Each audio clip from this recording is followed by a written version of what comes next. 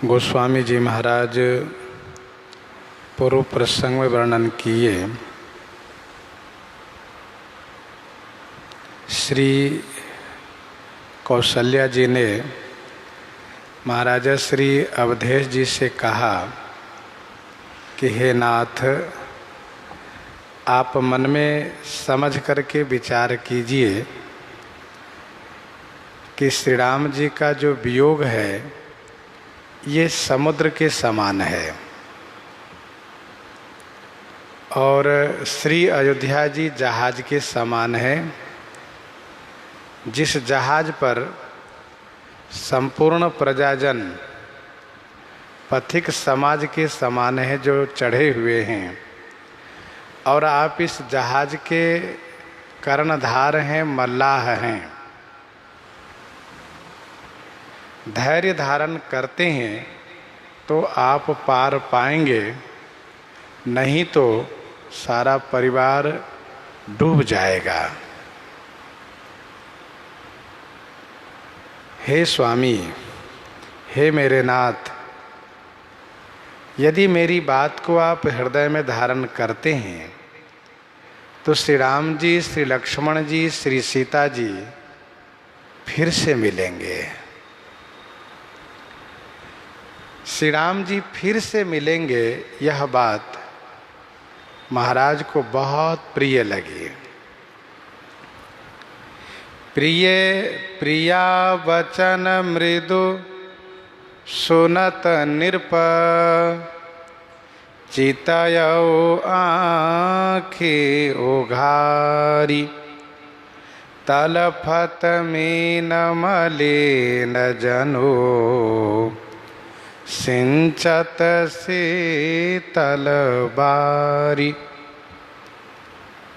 प्रिया श्री कौशल्या जी के मृदु वचन सुनत, मृदु माने कोमल वचन सुनते ही, आँखी उघारी चितयो, आँखी उघारी माने आँख खोल करके महाराजा श्री ने देखा। गोस्वामी जी कहते हैं, तलफत मीन मलिन जनु, जनु माने मानो, मीन मलिन हो करके, तलफत माने तड़प रही हो, जिनको जीवित रखने के लिए शीतल बारी सिंचो, शीतल जल का सिंचन किया जा रहा है। श्री चक्रवर्ती जी यहाँ पर मत्स्य के स्थान में है, मीन के स्थान में है, और श्री कौशल्या जी का मृदु वचन यही शीतल बारी के स्थान में है।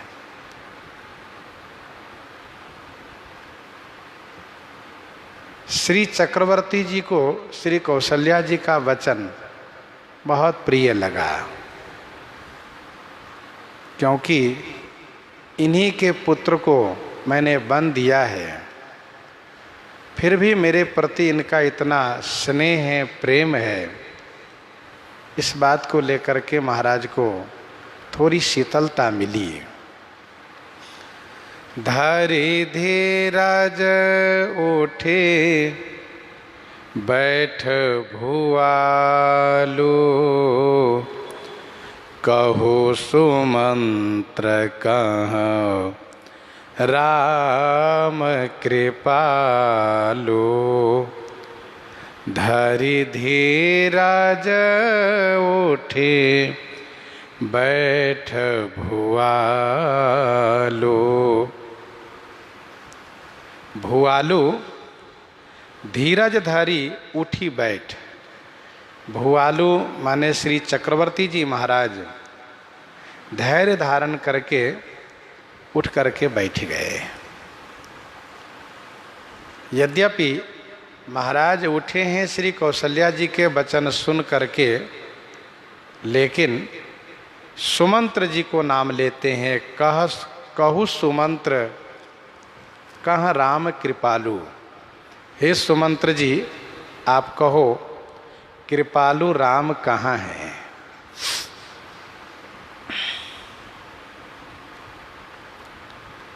धरि धीरज उठी बैठ भुआलू। श्री अवधेश जी की सूरती श्री राम में लगी हुई है और श्री महाराज श्री सुमंत्र जी से ही पूछ रहे हैं तब से जब से आए हैं सुमंत्र जी। सखा राम सिय लखन जहाँ तहाँ मोहि पहुँचाओ।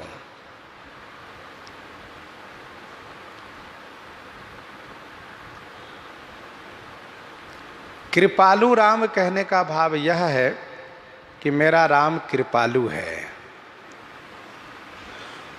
उन वनवासियों पर, तपस्वियों पर, देवताओं पर, भक्तों पर कृपा करने के लिए तथा मेरे वचन को सत्य करने के लिए वन को गए हैं।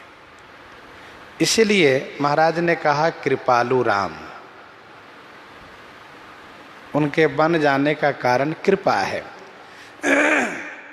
मुझे सत्यवादी बनाना चाहते हैं इसलिए वन को गए हैं। वन की व्यवस्था जो बिगड़ी हुई है उनको संभालने के लिए गए हैं। देवताओं के संकट को मिटाने के लिए गए हैं। पृथ्वी के बोझ को हरने के लिए गए हैं। ब्राह्मण संत की रक्षा के लिए गए हैं। कृपालु हैं। कहाँ लखन कहाँ राम सनेही, कहाँ प्रिय पुत्र बधू वैदेही। लक्ष्मण कहाँ हैं, स्नेही राम कहाँ हैं और प्रिय प्यारी पुत्र वधू वैदेही कहाँ हैं। महाराज के मुख से केवल श्री राम, श्री लक्ष्मण, श्री सीता जी के संदर्भ में ही वचन उच्चरित हो रहा है।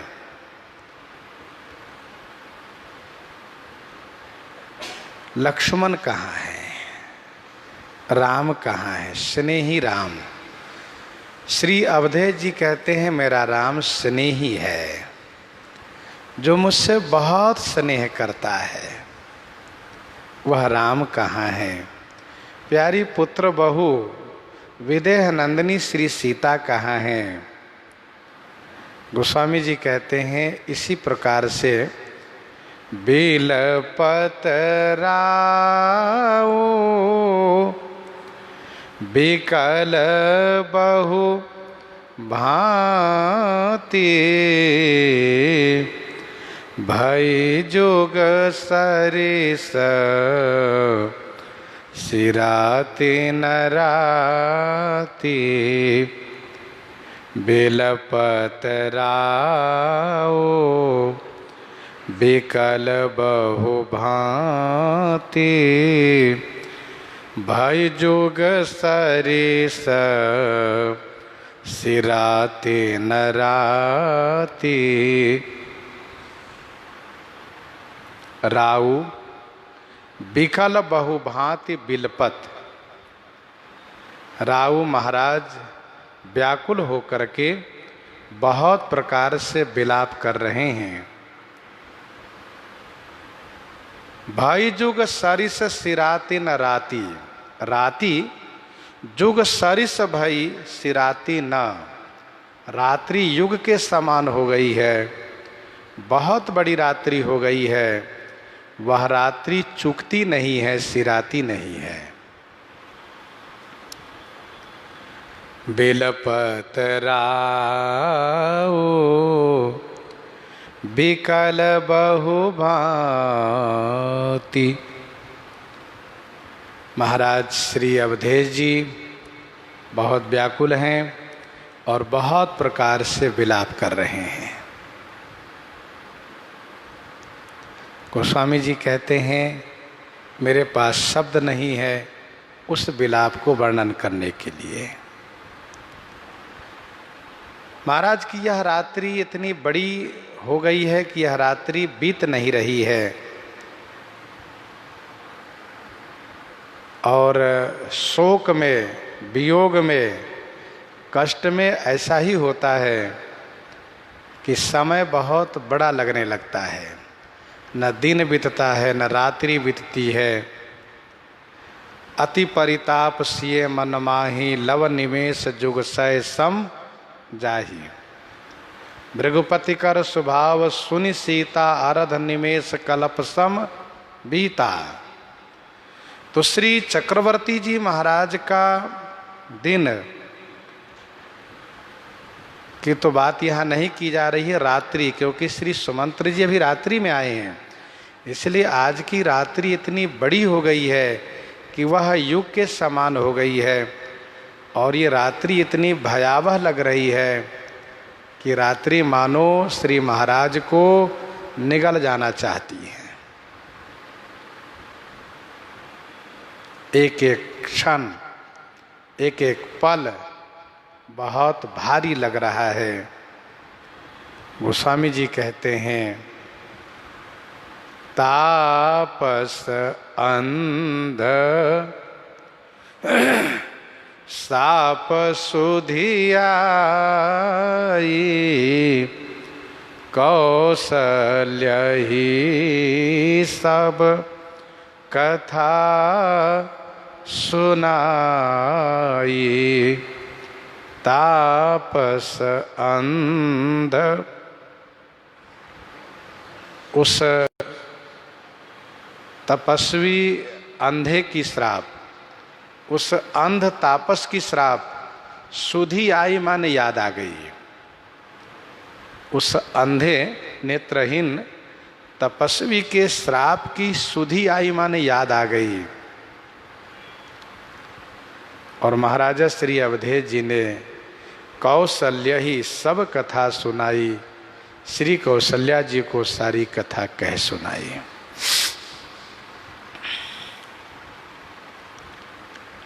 श्री अवधेश जी ने श्री राम जी से उस समय में पूछा था कि हे राम, मैंने सुना है कि जो कर्म करता है उसी को भोगना पड़ता है। सुनहु राम तुम कह मुनि कहहीं, राम चराचर नायक अहहीं। और तुम चराचर के स्वामी हो, परमात्मा हो, ब्रह्म हो। तुम्हारा काम है कर्म का फल देना, न कि कर्म का फल भोगना। शुभ अरु अशुभ कर्म अनुहारी, ईश देई फल हृदय विचारी। करई जो कर्म पाव फल सोई, निगम नीति असि कह सब कोई। इस बात को सब कोई कहते हैं कि करई जो कर्म पाव फल सोई। हे राम, यहाँ ऐसा क्यों हो रहा है कि और करई अपराध को और पाव फल भोग। श्री राम जी उस समय में कुछ बोलना उचित नहीं समझ रहे थे और यही मर्यादा के अनुकूल था, इसलिए श्री राम जी चुप रह गए थे। तो श्री दशरथ जी ने ये कहा था कि अति विचित्र भगवंत गति को जग जानई जोग। महाराजा श्री अवधेश जी के मन में इस बात को लेकर के तर्क वितर्क था कि मेरे राम को दुख क्यों भोगना पड़ रहा है। यदि कर्म मैंने किया है तो मुझे भोगना चाहिए। भगवान श्री राम अनुग्रह करके अभी स्मरण दिला दिए कि आपके कर्म के साथ साथ आपके पुत्र का भी कर्म भोगना, ये विधान पहले से बन चुका है। नेत्रहीन अंधे तपस्वी का ये श्राप है कि पुत्र के विरह में ही मरोगे आप। तो वो श्राप फलीभूत होने का समय आया है। श्री अवधेश जी को यह समाधान हो गया है। अब जब यह बात स्मरण में आई, जब यह कथा याद आई, तब इनको समझ में आया कि नहीं नहीं, और कोई अपराध और करई अपराध को और पाव फल भोग, ऐसा नहीं है, बल्कि ऐसा ही है कि करई जो कर्म पाव फल सोई। श्रीमद् वाल्मीकि रामायण अयोध्या कांड 63-64 सर्ग में वर्णन है, मध्य रात्रि के समय में महाराजा श्री अवधेश जी को वह कथा याद आई। संत महापुरुषों का ऐसा मानना है कि मृत्यु की घड़ी जब बिल्कुल निकट आ जाती है तो मनुष्य को अपने उन कर्मों का परिणाम भी स्मरण में आने लगता है कि मैंने जीवन में कौन से बुरे कर्म किए हैं और किस कर्म के परिणाम में मुझे क्लेश सहना पड़ा है, दुख भोगना पड़ रहा है। होता क्या है, मनुष्य देवताओं पर दोष लगाते रहते हैं कि हमने ऐसा कोई बुरा कर्म किया नहीं, फिर भी न जाने क्यों मुझे इतना कष्ट सहना पड़ रहा है। तो विधाता इस बात को ध्यान में रख करके उस व्यक्ति को, उस प्राणी को स्मरण दिलाते हैं और मरने के कुछ घड़ी पूर्व उनको सभी बातें याद आ जाती है और इसीलिए उस समय उनको बहुत शोक होता है, बहुत पछतावा होता है। मध्यरात्रि के समय में महाराजा श्री अवधेश जी ने कहा, रानी कौशल्या, इस संसार में सभी प्राणी को अपने कर्म का परिणाम भोगना पड़ता है। मैं भी आज अपने कर्म का ही परिणाम भोग रहा हूं। देवी, तब तुम्हारी शादी मुझसे नहीं हुई थी, मैं तब कुमारा ही था। शब्द वेदी बाण चलाने की शिक्षा ग्रहण किया था, तो उसको अभ्यास करने के लिए एक दिन की बात है, बरसात के समय में सूर्यास्त होने पर मैं सरजू जी के तट पर चला गया। उस जंगल क्षेत्र में यह सोच करके कि रात्रि के समय में कोई जंगली जानवर, सांड है, हिरन है, हाथी है, कोई ऐसा हो, यदि वह पानी पीने आता है तो उसके शब्द सुन करके मैं बाण मारूंगा तो वह मरेगा।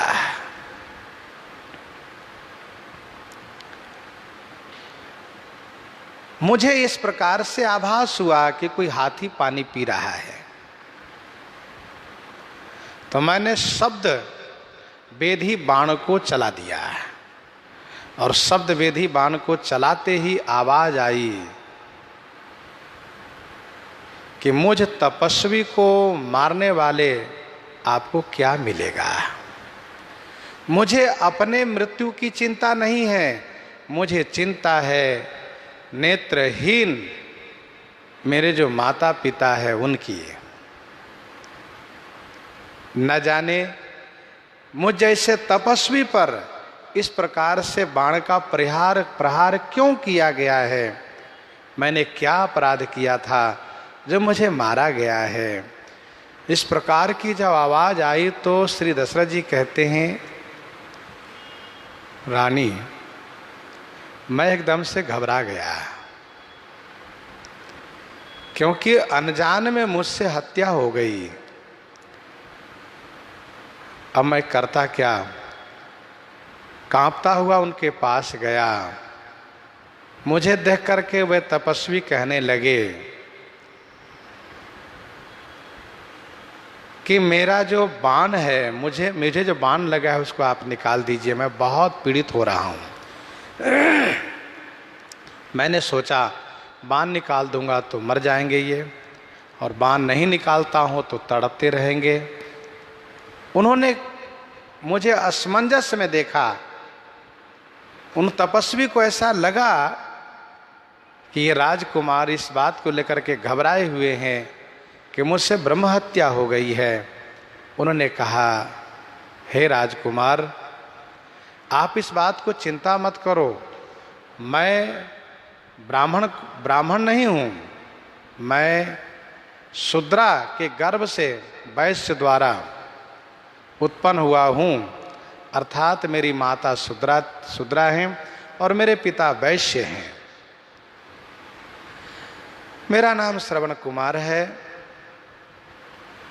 आप कृपा करके मेरे हृदय का बाण में मुझ में जो बाण लगा है उसको निकाल दीजिए और आप पानी लेकर के मेरे नेत्रहीन माता पिता के पास जाइए, उनको प्रसन्न कीजिए, उनकी सेवा कीजिए, जिससे कि आप उनके क्रोध से बच जाइए। आपके लिए मैं यही कामना करूंगा कि आप की रक्षा हो। आप जाइए, मेरे पिता को प्रसन्न कीजिए, माता जी को प्रसन्न कीजिए। श्री दशरथ जी कहते हैं, मैंने जैसे बाण निकाला वैसे उनकी मृत्यु हो गई। घड़े में पानी लिया, मैं पहुंचा। मुझे आने का आहट पा करके उन दोनों ने कहा, बेटा तुमने बड़ी देरी लगा दी, क्या बात है? मैंने कुछ कहा नहीं। चलो बेटा कोई बात नहीं, तुमने देरी कर दी तो लाओ मुझे पानी पिलाओ। बेटा क्या बात है, तुम बोलते क्यों नहीं हो? मुझसे रुष्ट हो क्या? नहीं नहीं बेटा, रुष्ट नहीं होना चाहिए, मेरे लिए तुम ही सहारा हो। तुम जहाँ रखोगे वहीं हम रहेंगे, तुम जो खिलाओगे हम खाएंगे, फिर मुझसे बोलते क्यों नहीं हो बेटा? तब श्री दशरथ जी ने कहा, मैं आपका पुत्र नहीं बल्कि मैं अभागा महाराज अज के पुत्र दशरथ हूँ। हे ऋषि, हे तपस्वी, मुझसे अनजान में आपके पुत्र की हत्या हो गई है।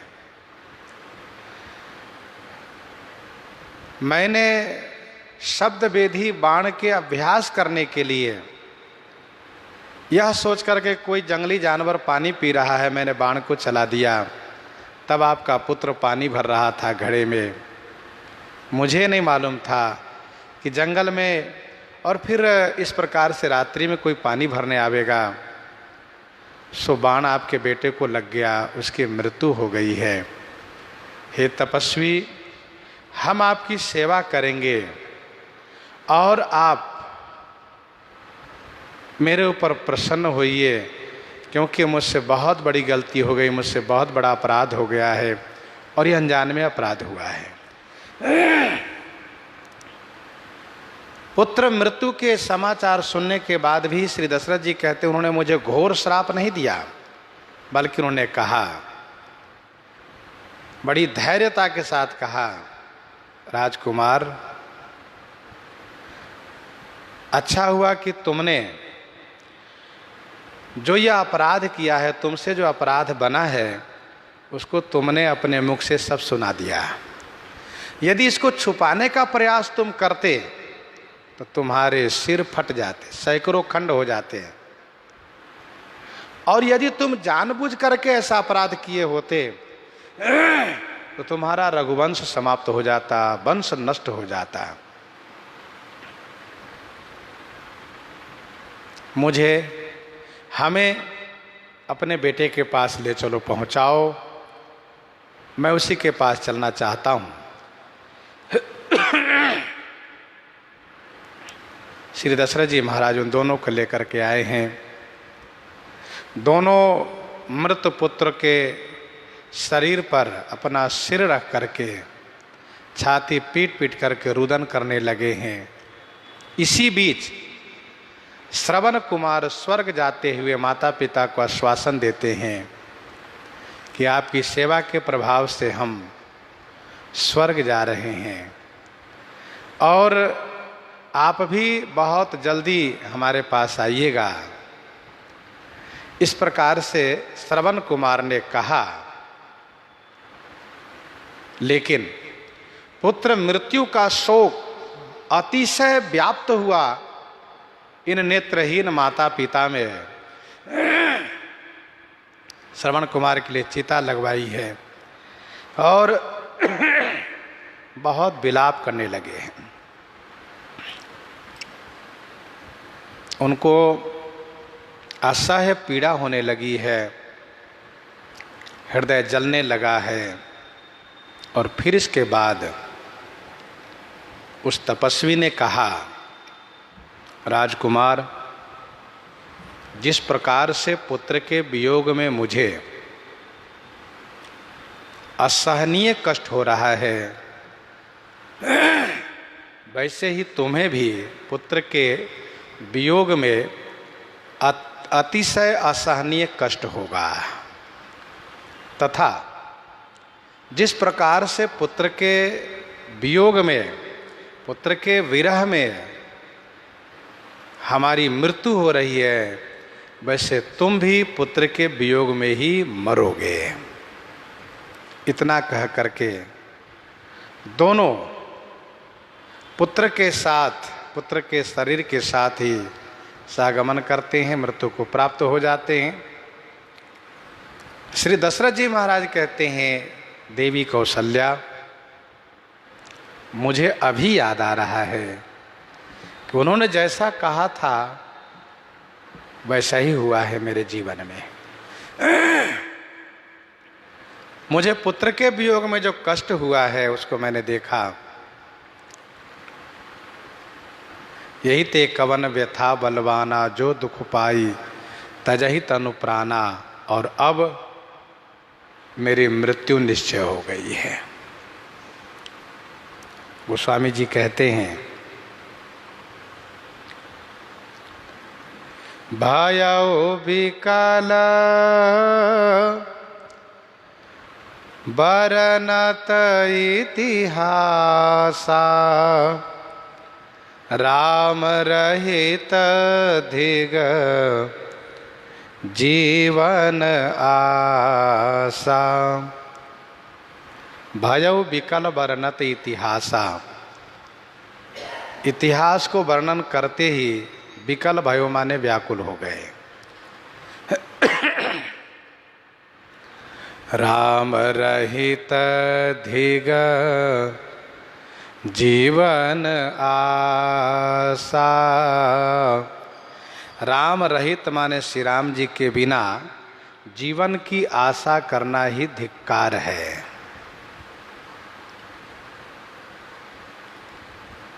मुझे तो श्राप है, पुत्र के वियोग में मरोगे और फिर मैं जीवन की आशा कर रहा हूं, ये धिक्कार है मुझे। श्री राम के बिना जीवन रखना धिक्कार है। सो तनु राखी करबी मैं कहा, जेहि न प्रेम पन मोर निवाहा। सो तनु राखी करब मैं कहा, मैं सो तनु राखी कहा करबी, मैं सो तनु माने वह शरीर रख करके क्या करूँगा। जेहि न प्रेम पन मोर निवाहा, जेहि जिसने मेरे प्रेम प्रण को निर्वहन नहीं किया। मेरा यह शरीर श्री राम का अपराधी है।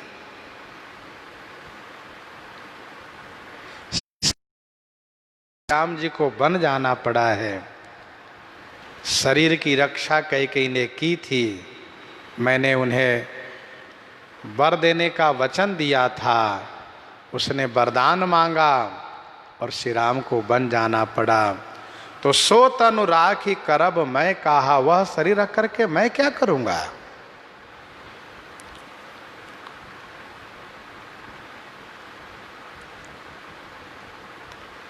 जैसे श्री सती जी कहती हैं, मैं जो कीन्ह रघुपति अपमाना, पुनिपति वचन मृषा करि जाना, सो फल मोहि विधाता दीन्हा, जो कछु उचित रहा सोई कीन्हा।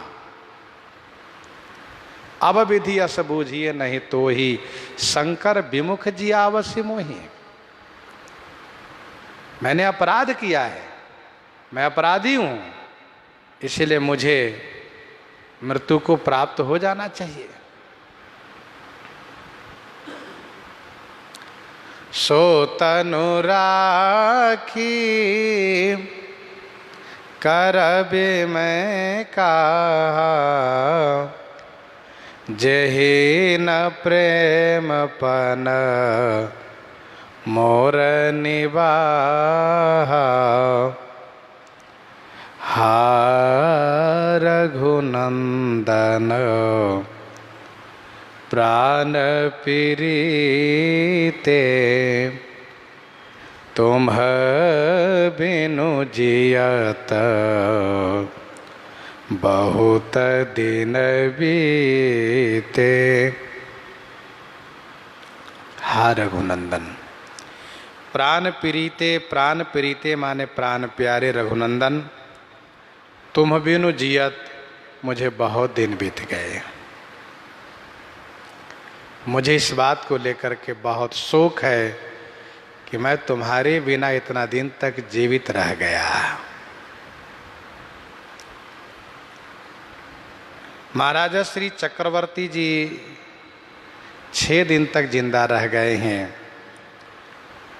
श्री राम जी का प्रथम निवास तमसा तट है, दूसरा गंगा जी के तट पर है, तीसरा तेहि दिन भयो बिटपतर बासु, प्रयागराज के पहले, तीसरा निवास प्रयाग के पहले, चौथा निवास प्रयाग में, और 5वां निवास है यमुना जी के पार।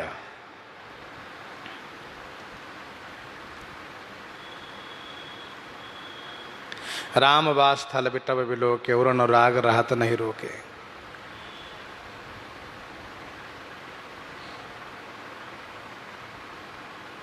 तो यमुना जी के इसी पार में एक निवास है। तो 5 रात्रि श्री राम जी का निवास है और फिर निषाद राज आए हैं और उसी दिन सुमंत्र जी को अयोध्या जी पहुंचवा दिए हैं। तो 6वें दिन श्री सुमंत्र जी आए हैं और उसी रात्रि में महाराजा श्री चक्रवर्ती जी का देहावसान हुआ है। हा रघुनंदन प्राण प्रीते, तुम बिनु जियत बहुत दिन बीते।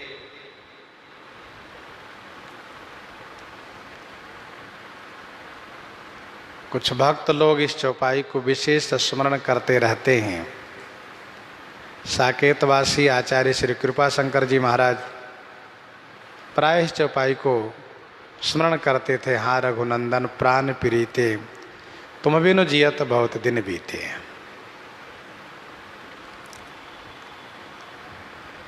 एक मन में एक इस प्रकार से स्मरण और खेद कि आपके बिना मुझे जिंदा रहना पड़ा। श्री अवधेश जी को इस बात को लेकर के दुख है कि मैं जीवित रह गया। हा जानकी लखन हा रघुबर, हा पितु हित चित चातक जलधर। हा जानकी लखन हा रघुबर, हा पितु हित चित चातक जलधर। हा जानकी, हा लखन, हा रघुबर। और जैसा कि हम आप जानते हैं कि हा शब्द अतिशय कष्ट में उच्चरित होता है। हा जानकी लखन हा रघुबर, हा पितु हित चित चातक जलधर। पितु चित चातक हित जलधर। हा पिताजी के चित्त रूपी चातक के हितकारी, जलधर माने मेघ, राघव राम। हा महाराजा श्री अवधेश जी अंतिम समय में श्री राम जी को याद कर रहे हैं, विशेष रूप से साथ साथ लक्ष्मण जी, श्री सीता जी के लिए भी हाँ जानकी, हाँ लखन, हाँ रघुवर, पिता के चित्त रूपी चातक के हितकारी मेघ। अब ये चातक रहना नहीं चाहता। गोस्वामी जी महाराज इस दोहे में महाराजा श्री अवधेश जी का देहावसान कहते हैं, राम राम कहे राम कहे, राम राम कहे राम, तनु परिहरि रघुबर बिरह, राउ गयौ सुरधाम।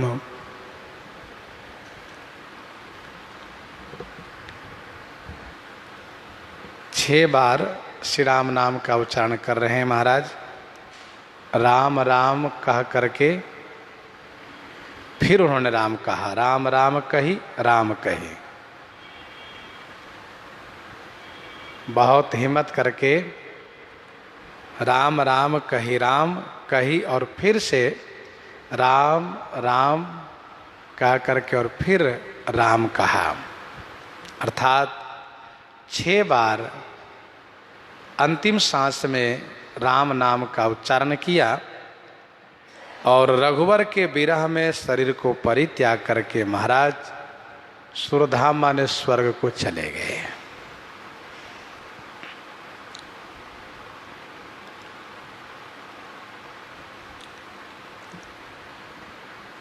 श्री राम जी के वियोग में 6 दिन तक महाराज जिंदा रह गए थे, इसलिए 6 बार उन्होंने अंतिम सांस में श्री राम जी का नाम लिया। भगवान श्री राम का तारक मंत्र जो है वह खड़क्षर है। अतएव मानो 6 बार राम राम कह करके उस मंत्र को स्मरण किया।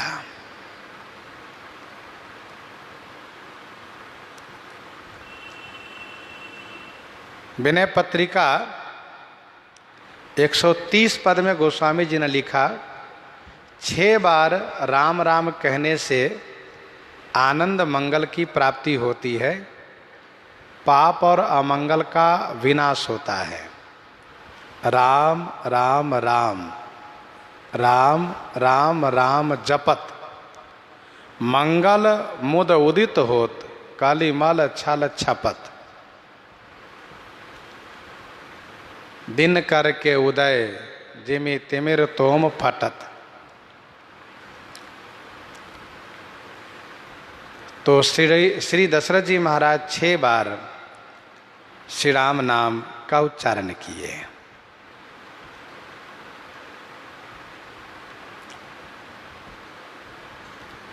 गोस्वामी श्री तुलसीदास जी महाराज श्री चक्रवर्ती जी महाराज के देहावसान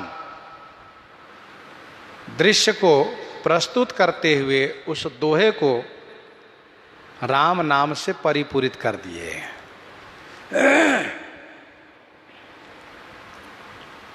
साथ साथ गोस्वामी जी यह शिक्षा दिए कि जीवन में यह प्रयास करो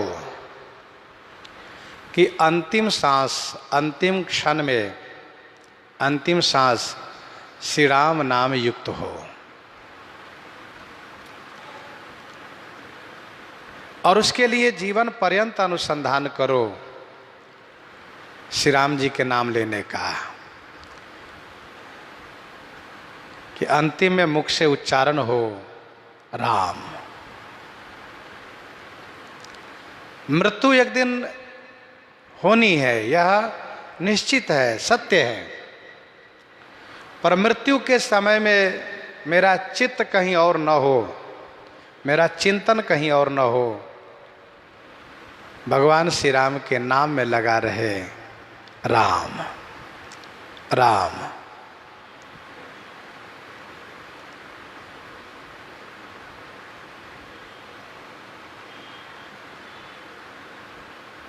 6 बार राम नाम लिए। इस संदर्भ में संतों ने अनेक प्रकार से अपना अपना विचार रखे हैं।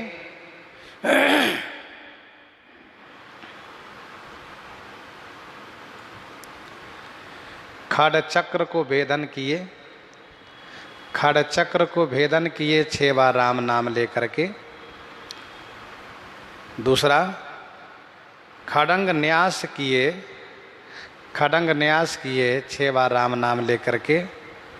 तीसरा, खट विकार पर विजय प्राप्त किए 6 बार राम नाम लेकर के। खट विकार पर विजय प्राप्त किए श्री राम नाम 6 बार राम नाम लेकर के। चौथा, पंच विषय और एक मन, पंच विषय और एक मन, इन 6 पर विजय प्राप्त किए।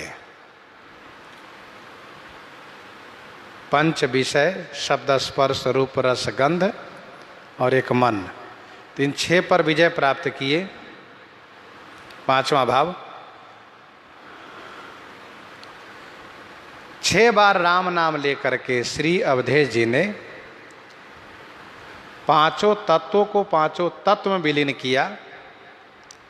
पंच तत्व द्वारा निर्मित ये जो शरीर है पांच भौतिक, तो पांचों तत्वों को पांचों तत्वों में विलीन किया और आत्मा को परमात्मा में विलीन किया।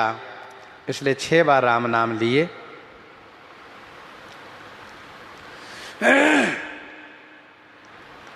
इसमें 3 बार है कही कही कही, ये 3 क्रिया है। 3 बार है कही कही कही। ये त्रिवाचा सत्य है, त्रिवाचा सत्य है। और यूँ कहिए कि वेदात्रयी का सिद्धांत है। त्रिवाचा सत्य है, वेदात्रयी का सिद्धांत है। हम यूँ कह ले कि सबका सिद्धांत है यही कि अंतिम में राम नाम का उच्चारण होने से जीव को अवश्य कल्याण होगा, इसमें कोई संदेह नहीं है। और गोस्वामी श्री तुलसीदास जी महाराज ने इसीलिए मानस जी के आखिर में ये कहा कि पाई न केहि गति पतित पावन, राम भजु सुनु सठ मना। नाम उन्होंने लिया गणिका अजामिल, व्याध गिद्ध गजादि खल तारे घना।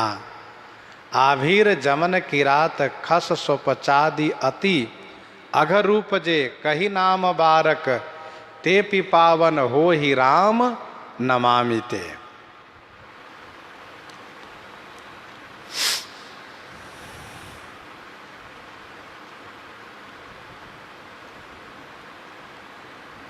लोगों ने प्रश्न किया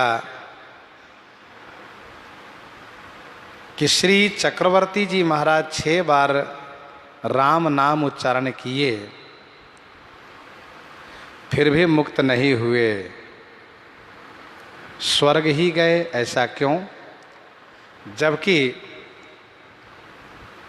मानस जी में यह चौपाई है,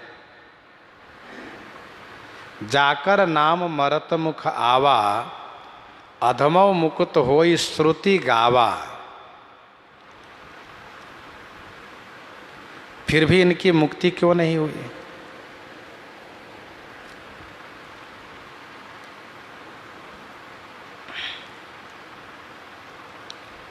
समाधान इसका यह है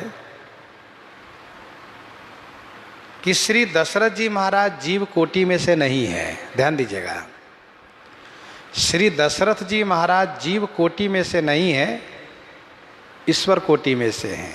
कहिए कैसे? तो मनु जी महाराज भगवान के 24 अवतार में से एक अवतार हैं। मनु जी महाराज भगवान के 24 अवतार में से एक अवतार हैं और मनु जी ही श्री दशरथ जी के रूप में आए हैं। तो श्री दशरथ जी महाराज जीव कोटि में से नहीं है, ईश्वर कोटि में से। पहली बात ये समझना चाहिए, उनकी मुक्ति को लेकर के संदेह नहीं करना चाहिए। दूसरी बात यह है कि श्री दशरथ जी महाराज के मन में यह अभिलाषा थी कि मैं श्री राम का तिलकोत्सव दर्शन करूं, तिलकोत्सव करूं। वह अभिलाषा पूरी नहीं हो पाई।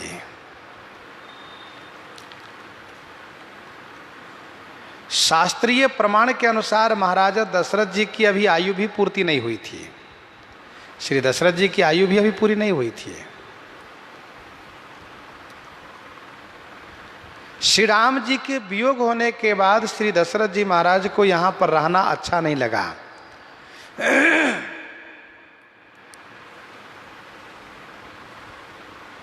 उन्होंने सोचा, करत राव मन में अनुमान, शोक विवश मुख बचन आवे, बिछुरे कृपा निदान। राज देन कही बोली नारी, बस मैं जो कहो बन जान। ऐसे सुत के बिरह अवधि लो, जो राखो यह प्राण, तो मिटी जाई प्रीति की परमिति, अजस सुनो निज कान। राम गए बन अजहूँ हूँ जीवित, समुझी हृदय अकुलान। और फिर श्री चक्रवर्ती जी महाराज तत्क्षण शरीर को त्याग करने का निश्चय कर लिए।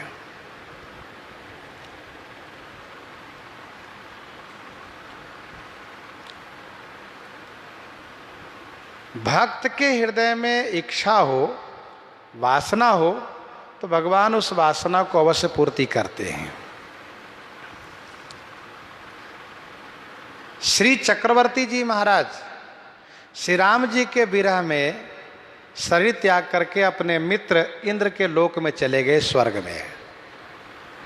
और वहीं से श्री राम जी का चरित्र अवलोकन करने लगे। और फिर लंका में जब इंद्रादि देव आए हैं श्री राम जी के विजयी होने पर, श्री राम जी जब विजयी हुए हैं तो इंद्रादि देवता आए हैं, तो श्री दशरथ जी महाराज भी आए हैं।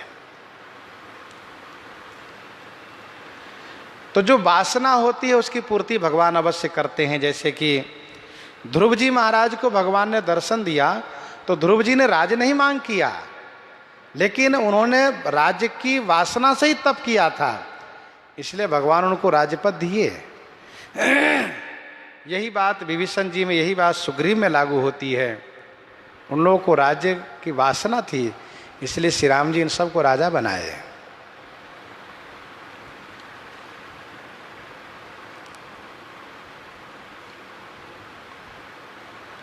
वासना की पूर्ति भगवान अवश्य कराते हैं।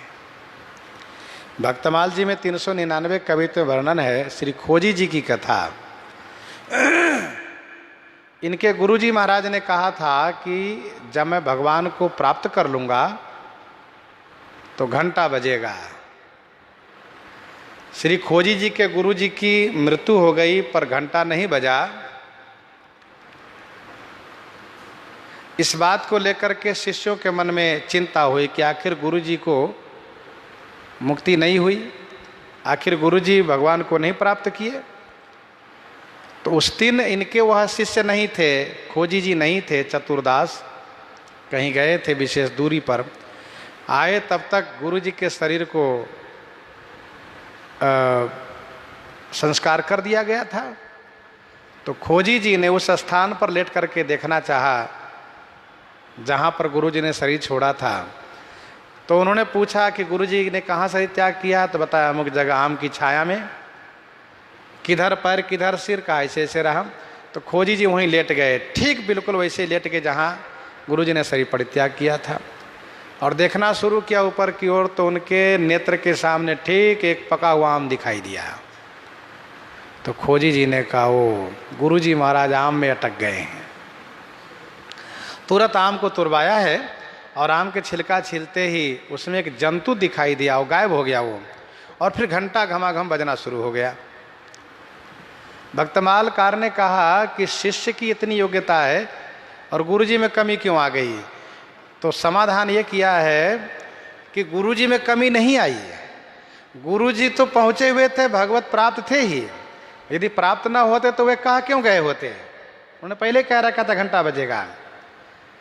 यहाँ बात ये हुई कि शरीर त्यागते समय में गुरुजी के मन में वासना हुई कि हाँ इतना सुंदर पका हुआ आम ठाकुर जी को भोग लग जाता, मैं लाल जी को भोग लगा लेता, कितना बढ़िया होता। तो ठाकुर जी ने कहा अब तो आपका समय पूरा हो चुका है, भोग लगाने के लिए ही आ जाइए आम में आप।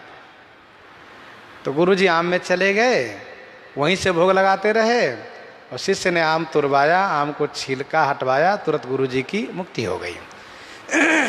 इस कथा के कहने का अभिप्राय यह है कि जीव के अंदर में जो वासना होती है, खास करके भक्त के हृदय में जो वासना होगी, तो भगवान उसकी पूर्ति अवश्य करते हैं। यही नियम है और सर्व सिद्धांत है कि अंतःमति सा गति ही। तो श्री चक्रवर्ती जी महाराज को तिलक देखने की, तिलकोत्सव देखने की बड़ी लालसा रही है, इसलिए महाराज स्वर्ग में गए हैं। दूसरी बात यह है कि महाराज अपनी इच्छा से स्वर्ग में गए हैं। राव गयो सुरधाम, और वहां तब तक रहेंगे जब तक श्री राम जी इस धरातल पर लीला करेंगे। वहीं से श्री राम जी की लीला का अवलोकन करेंगे और फिर जब श्री राम जी नित्य धाम जाएंगे तब साथ में जाएंगे।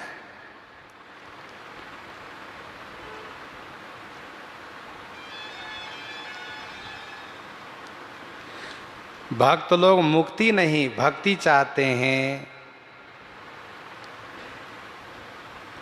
और श्री चक्रवर्ती जी भक्त हैं। जिस प्रकार से मणि के सामने कांच का कोई महत्व नहीं है, मणि के सामने कांच का कोई महत्व नहीं है, वैसे ही भक्ति के आगे मुक्ति का कोई महत्व नहीं है। ताते उमा मोक्ष नहीं पायो, दशरथ भेद भगति मन लायो, सगुनो पासक मोक्षन ले ही, तिनकह राम भगति निज देहि। यह स्पष्ट गोस्वामी जी ने लिखा है।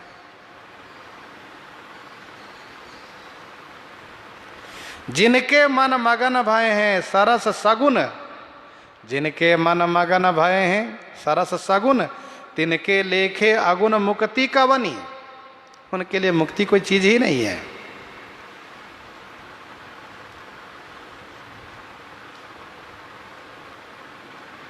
राम राम कहि राम कहि, राम राम कहि राम, तनु परिहरि रघु बर बिरह,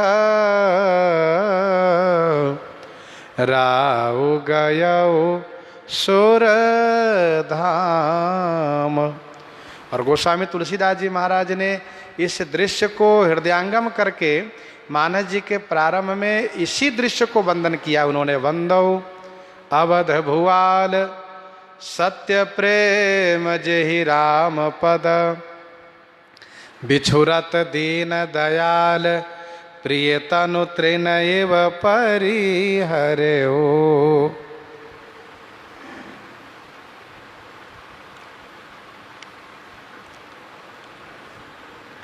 जियन मरन फल दशरथ पावा, अंड अनेक अमल जस छावा। मृत्यु के बाद उस मनुष्य की चर्चा होती है कि इनका जीवन कैसा रहा। गोस्वामी श्री तुलसीदास जी महाराज श्री चक्रवर्ती जी के देहावसान के बाद इनके मृत्यु की प्रशंसा करते हैं, श्री चक्रवर्ती जी की प्रशंसा करते हैं। गोस्वामी जी महाराज कहते हैं जीवन ऐसा बनाओ कि मरने के बाद लोग स्मरण करें श्रद्धा से। जियन मरन फल दशरथ पावा। श्री दशरथ जी महाराज ने जियन मरण फल पावा, जीने और मरने का फल प्राप्त कर लिया। जीवन का फल पाया और मरण का फल पाया। अंड अनेक अमल जस छावा, अनेक अंड माने अनेक ब्रह्मांड में इनका अमल माने निर्मल जस छा गया है, छाया हुआ है। जियन मरण फल दशरथ पावा। ध्यान दीजिएगा, कुछ लोगों को जीने का फल मिलता है तो मरने का नहीं, और जिन लोगों को मरण का फल मिलता है तो जीवन का नहीं। आज तक किसी ऐसे भाग्यशाली का इतना बड़ा भाग्य नहीं हुआ कि चक्रवर्ती राजा बने हो और ब्रह्म 4 रूप में आकर के उनके पुत्र बने हो, ब्रह्म अपने अंश के सहित आकर के उनको पिता बनाए हो, और इंद्रादि उनके मित्र हो, पृथ्वी का सारा सुख विलास उनको प्राप्त हो, और श्री राम जी के विरह में, श्री राम जी के वियोग में मृत्यु हुई हो, भगवान के वियोग में मृत्यु हुई हो। ऐसा किसी भाग्यशाली का भाग्य नहीं हुआ। गोस्वामी जी महाराज श्री चक्रवर्ती जी के भाग्य को वंदन करते हैं, प्रणाम करते हैं। धन्य है महाराज, आपने जीने का फल भी पाया और मरने का फल भी पाया। भगवान के विरह में शरीर छूटना यह भी सौभाग्य की बात है। भगवान को याद करते हुए उनके विरह में मृत्यु हो, ये तो बहुत बड़ी प्रसन्नता की बात है और बहुत बड़े भाग्य की बात है। अनेक ब्रह्मांड में इनका निर्मल जस छाया हुआ है, छा गया। बेधे हरिहर सुरपति दिशनाथा, बर नहीं सब दशरथ गुण गाथा। बर नहीं सब दशरथ गुण गाथा। गोस्वामी श्री तुलसीदास जी ने देखा कि महाराजा श्री चक्रवर्ती जी श्री राम के वनगमन होने पर उनके वियोग में शरीर परित्याग किए हैं, तो स्वाभाविक है कि भक्त लोग बहुत दुखी हो जाएंगे, भक्तों को बहुत पीड़ा होगी। गोस्वामी श्री तुलसीदास जी महाराज भक्तों को सांत्वना देते हुए, ढाढ़स बंधाते हुए कहा कि देखो, महाराज के लिए शोक नहीं करो। शोक तो हो रहा है, शोक तो होगा, लेकिन महाराज के जीवन और मरण पर विचार करो। जियन मरण फल दशरथ पावा, अंड अनेक अमल जस छावा। अंड अनेक माने अनेक ब्रह्मांड में इनका निर्मल जस छाया हुआ है। जियत राम विधु बदन निहारा, राम विरह करी मरण संवारा। भाई कोई मरण बना ले, मरण संवार ले, ये तो बड़े भाग्य की बात है। गोस्वामी जी ने कहा संवारा। जियत राम विधु बदन निहारा, जब तक जिंदा थे तो श्री राम जी के मुख चंद्र को देखते रहे हैं, और जब श्री राम का वियोग हुआ है तो श्री राम जी के वियोग में मरण करी, मृत्यु करके, मृत्यु को प्राप्त करके उन्होंने मृत्यु को संवार लिया है। गोस्वामी जी ने दोहावली 221 में लिखा, जीवन मरण सुनाम, जीवन मरण सुनाम, जैसे दशरथ राय को जियत खिलाए राम, राम विरह तन परिहर्यो। जीवन मरण सुनाम, जैसे दशरथ राय को जियत खिलाए राम, राम विरह तन परिहर्यो। जियन मरन फल दशरथ पावा, अंडय अनेक अमल जस छावा।